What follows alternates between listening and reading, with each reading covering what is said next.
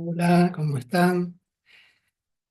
Bueno, me pareció interesante compartirles este escrito que hice hace bastante tiempo, que se publicó en algún periódico, que no recuerdo hoy cuál es y no tengo la copia, y está referido a nuestra historia en cuanto a los personajes eh, más llamativos en cuanto a las controversias que ha suscitado cada uno de ellos.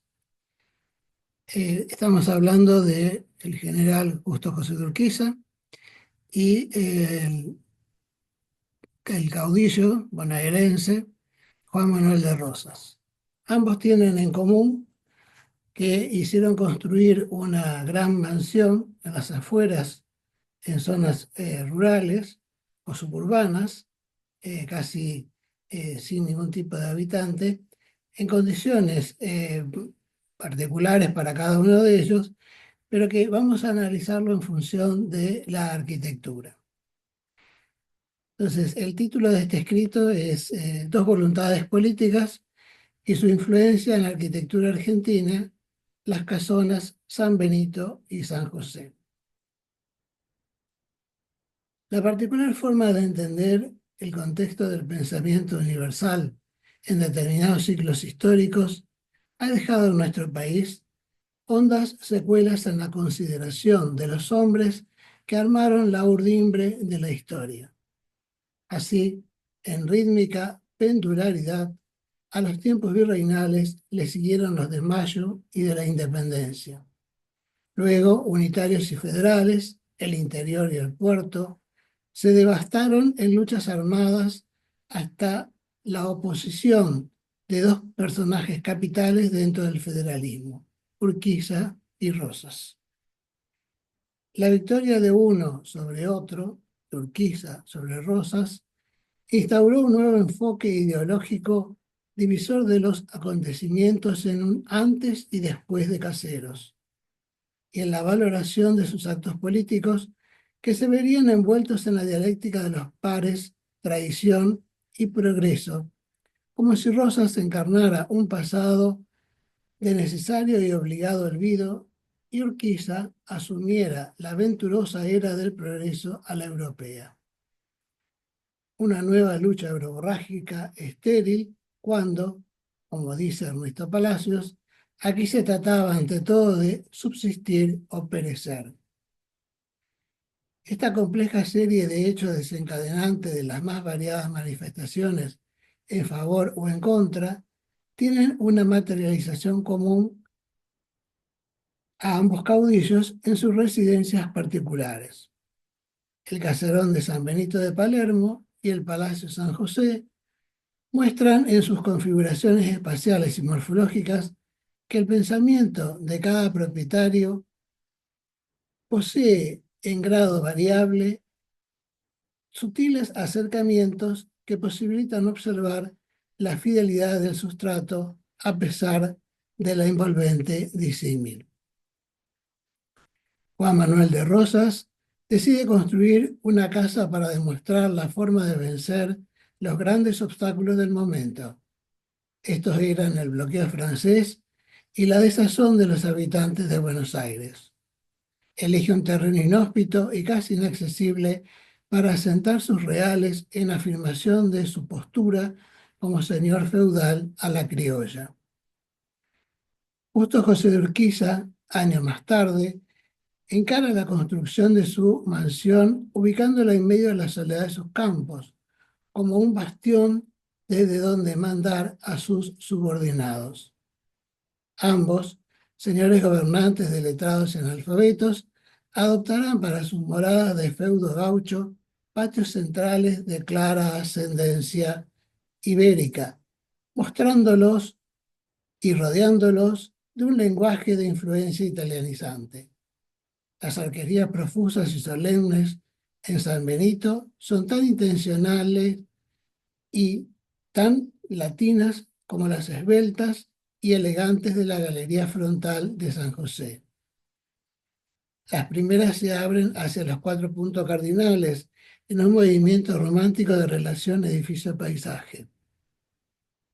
Las segundas eclosionan en imagen de palacio renacentista, junto con los torreones, los accesos controlados y jerárquicamente dispuestos, y sus jardines geométricos en el orden contrapuesto a la indómita llanura. Cubiertas planas o que simulan serlo, paseos en lagos y canales artificiales, sólida construcción y detalles exóticos de vegetales y animales en el parque suman coincidencia entre ambos edificios. Ellos presentan en la historia argentina un papel singular, pues en circunstancias diversas fueron receptáculos de la vida oficial, asombrando a nativos y extranjeros por sus plásticas arquitectónicas y paisajísticas, sus adelantos técnicos evidentes en la mansión entrerriana y sus adecuadas respuestas a los requerimientos patronales.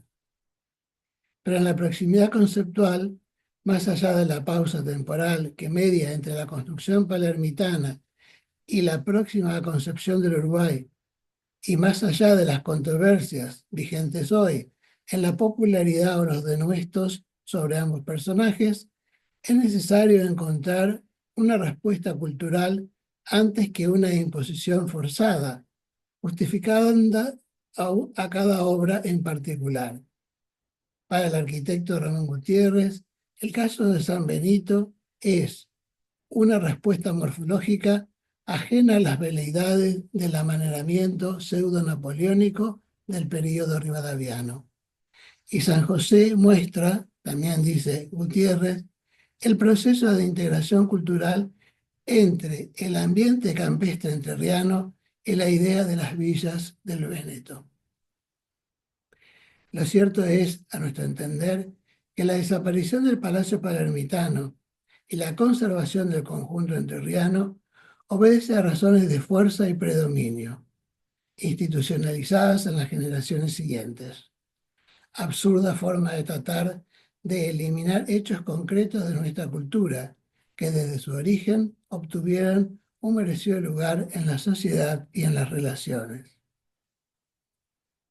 San José y San Benito señalan, con sus hondas concomitancias nacionales y generacionales, la importancia de valorar la evolución de los acontecimientos culturales afines, tanto históricos como arquitectónicos.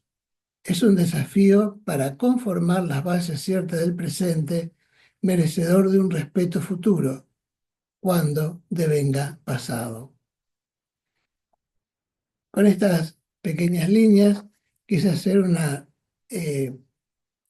análisis breve, una descripción breve de ambas casonas que con un lapso de separación de unos 20 años fueron construidas por estos personajes tan importantes de nuestra historia.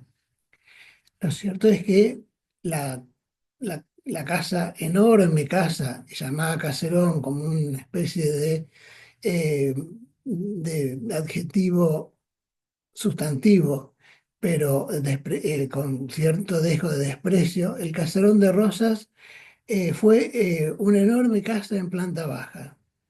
Lo mismo pasó con el Palacio San José. Aquí también vemos la utilización de una palabra muy particular para diferenciar lo que fue aquella casa enorme con esta casa también enorme, pero una con un cierto dejo de despectivo y otra con un dejo más de aire aristocrático. También el Palacio San José, como le estaba comentando, es de planta baja. No aspiraron a tener plantas altas, piano nobile, como eran los palacios del Renacimiento, pero sí tuvieron elementos que dan una imagen que tiende hacia el Renacimiento. Y lo más interesante de esta cuestión es ver que ambos edificios son representativos también de una época en donde el coraje y los recursos de cada uno de sus propietarios instituyó una imagen una imagen definitoria de lo que sería el poder en medio de estas tumultuosas jornadas que siguieron a la independencia nacional. Luego, con la batalla de Caseros, que vence Urquiza y Rosas se exilia en Inglaterra, el palacio o el caserón, pero en realidad era un palacio porque tenía mármoles de Carrara en sus hogares y chimeneas, tenía óleos en sus paredes, tenía muebles de banistería. Ese palacio fue prácticamente arrasado por las tropas vencedoras y el Palacio San José se mantuvo gracias a que también allí Urquiza fue asesinado en una trágica, eh, en un trágico día de Semana Santa. Entonces, a partir de esto, arquitectónicamente nos estamos ubicando en ese periodo de transición entre lo que fue el neoclasicismo pampeano que importó Bernardino Rivadavia para completar o generar nuevos edificios que lo podemos tomar en otro encuentro. Y también nos encontramos con esa etapa de transición entre el neoclasicismo y lo que posteriormente va a ser el liberalismo. El liberalismo económico que va a dar una arquitectura que combinará muchos elementos disímiles o similares en lo que se llama arquitectura ecléctica. Y políticamente tenemos las dos figuras que una, Rosas, se presentaba o como la suma del poder público y asumía la representación de la confederación o la organización que en ese momento tenían las distintas provincias con sus caudillos frente a las potencias europeas. Y justo José de Urquiza, luego de la batalla de Caseros, va a ser quien promueve la sanción de la Constitución Nacional que se hará en 1853 aquí en esta ciudad de Santa Fe de la Veracruz. O sea que dos edificios que nos muestran cómo la arquitectura va acompañando estos vaivenes políticos, ideológicos y económicos que tuvo Argentina en el siglo XIX. Primera mitad del siglo XIX, mayores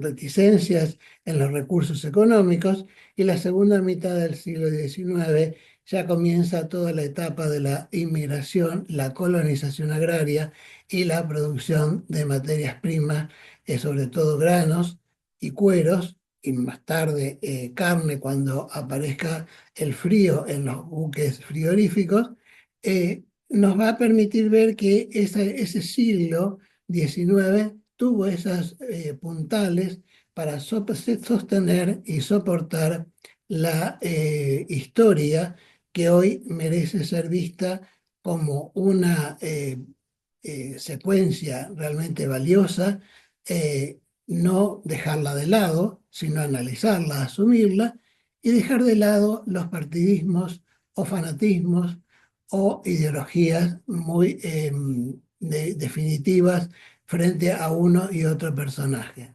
Ambos tienen sus luces y tienen sus sombras, pero ambos fueron prototipos importantes para la historia argentina. Así que con esto quiero dejarles esta reflexión en este encuentro y agradecerles profundamente que me hayan acompañado en esta breve comunicación y los saludo hasta la próxima. Que estén todos muy bien. Gracias.